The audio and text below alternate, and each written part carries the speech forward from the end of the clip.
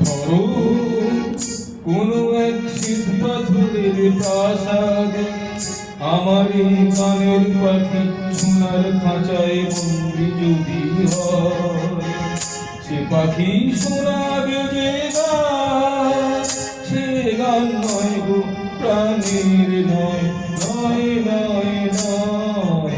ধরো কোনো এক শীত পাথরের প্রাসাদে আমার এই গানের পাখি সোনার খাঁচায় বন্দি যদি হয়, সে পাখি শোনাবে যে গান, সে গান নয় গো প্রাণের নয়, নয় নয় নয়। ধরো